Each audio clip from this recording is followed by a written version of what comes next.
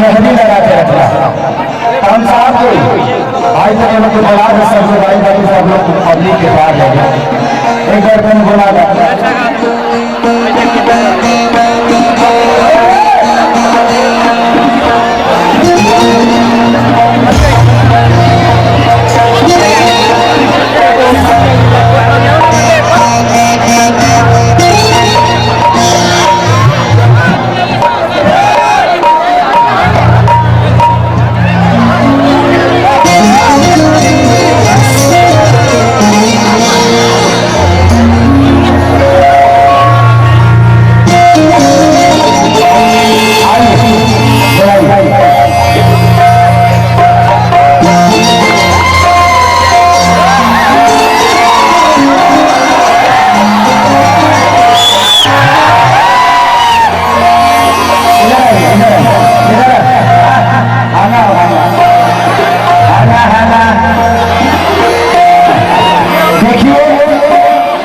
यही अनंजय रघुराज है जिनका ससुराल ढाका नहीं है, आप सबके गांव के दामाद है और इन्होंने फिल्म बनाई थी पटना से पाकिस्तान।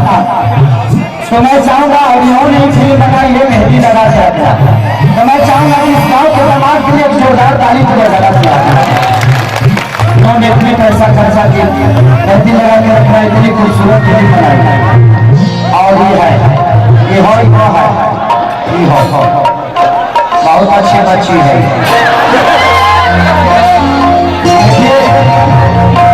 ये पूना की रहने वाली है, हमारे भाषा से इनको कोई मतलब नहीं है, लेकिन हमारे भाषा के लिए इन्होंने आज इतना काम किया है। हमारे भाषा में इतनी सारी फिल्में की, सारी सुपरहिट। अभी फिलहाल में आप लोगों ने जो सरसों का सगिया सुना होगा, इनके साथ परफॉर्म हुआ है, जो मेहंदी लगा के रखना में। तो आप लोग मेहंदी लगा के रखना देखने जाएंगे। एक काम करिए, लोग मेरे जवाब के लोग तो इनको एक बार आएगा भी बोल दिए।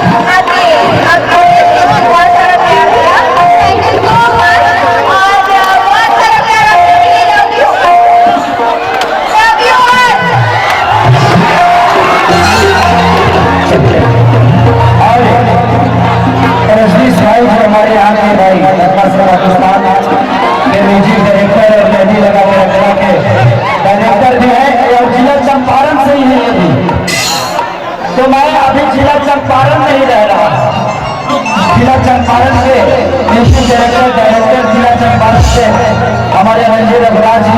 तो इस चंपारण में मुझे भी बहुत खूबसूरत फिल्म दी है, मेहंदी लगा के रखना। मैं आप सबका शुक्रगुजार हूँ, ऐसे जो बेटे पैदा करे चंपारण में की इतनी खूबसूरत नदी का मुझे अगर आप लोग रेडी हो गए हैं तो बोलिए। आप लोग हो गया, मैं चाहूंगा कि दोस्तों जिस गांव के आप दामाद हैं तो इस निधि के लिए दोस्तों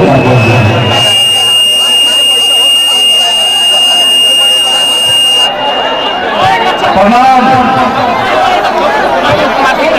ढाका हमारा ससुराल है और बड़ा खुशकिस्मती के बात था कि हम अपना ससुराल वाइल वाली और खेसारी लाल जी और रजनीश मिश्रा जी और काजल अडवाणी जी के लेके आई वाली फिल्म यहाँ अप्सरा सिनेमा ढाका में लागे वाला बा, दीपक घोड़ा साल में लागे वाला बा, पायल मोतिहारी में मेहंदी लगा के रखना 3 तारीख से।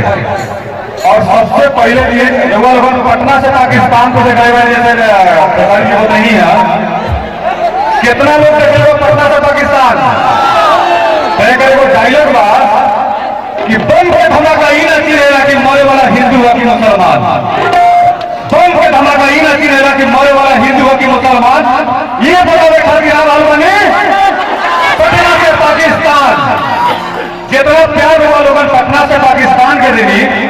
उतना ही प्यार हम लोग उम्मीदवार की लोग मेहंदी लगा के रखना करें। और दूसरा चीज सबसे बड़ा बात कि पटना से पाकिस्तान फिल्म ना बने अगर वो आदमी इन्वॉल्व ना रहे, वो आदमी अगर मदद ना करे, जिनका नाम था रजनीश सिंह झम्मा के रउल के गांव जवार के और हमारे रिलेटिव हमें बेटा समान हमें पुत्र समान, तो रजनीश सिंह जी के बुलाए में खेसारी जी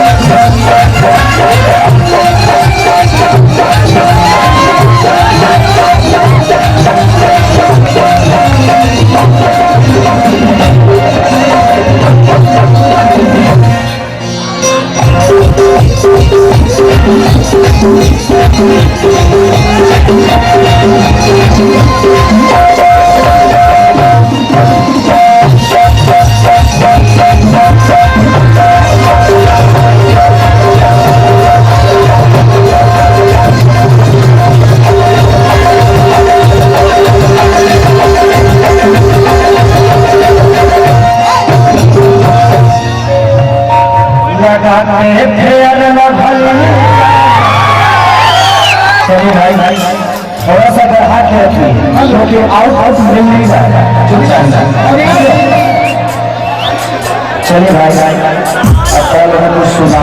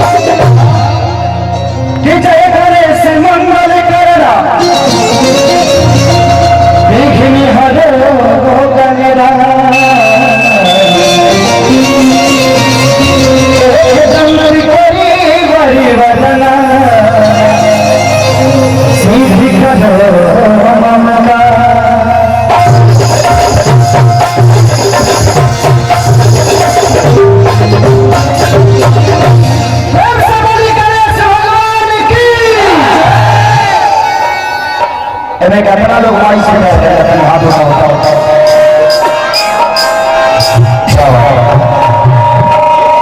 कितना लोग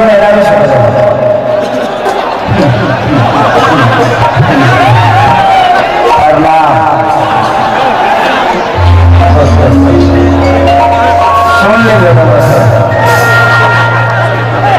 जितना भी महिलाएं यहाँ बैठी हैं एक बार जरूर बहुत बड़ी हुई कि मैं जब पूछा कि कितना लोग मेहरारू से करेगा तो एको हाथ बड़ा उठा दौड़ा हाथ में रोटी खाने पाई बड़े बड़े लोग खाते हाथ रखा लेकिन मेहरारू से प्यार करके चाहिए भाई। ये दुनिया में मेहरारू का प्यार बहुत बड़ा होता है।